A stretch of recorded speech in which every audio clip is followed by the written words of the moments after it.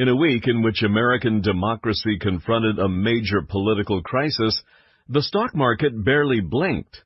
The Justice Department appointed a special counsel to investigate ties between President Trump's campaign and Russia, and troubling leaks sprang from the White House at a breathtaking pace. Yet the value of America's largest companies barely budged. Why? Why are stocks still hovering near an all-time high?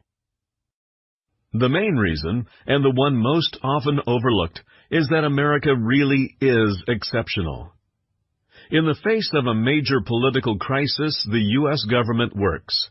The U.S. Constitution, an abundance of resources, and private institutions have a history of making America resilient and create a foundation for stability. Amid the torrent of ill winds, stock prices, a daily barometer of American success after a hiccup, recovered. Meanwhile, new reports showed the economy was continuing to grow.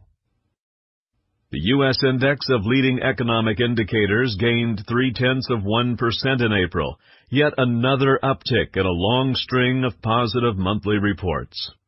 The Conference Board, a private business group that tracks the LEI, said the positive consumer outlook points to a growing economy. Keep in mind, historically, this key forward-looking indicator has dropped definitively before recessions, and nothing like that is happening now.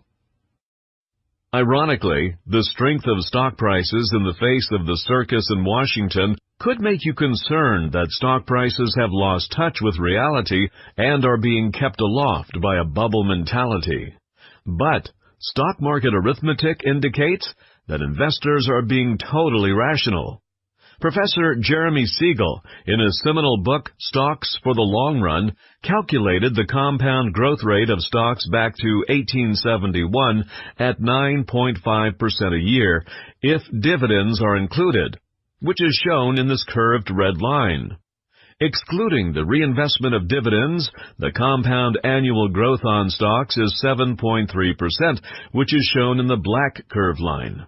While the actual price of the Standard & Poor's 500 stock index, shown with and without dividends by the jagged lines, does not track exactly with the compound annual growth rate, share prices are right in line with their long-term historical performance.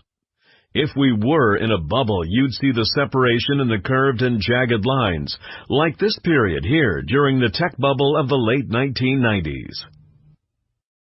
The bottom line is corporate profits, and they have continued to come in stronger than expected. Profits ultimately determine stock prices, and they're being fueled by a strengthening economy and bright outlook for growth.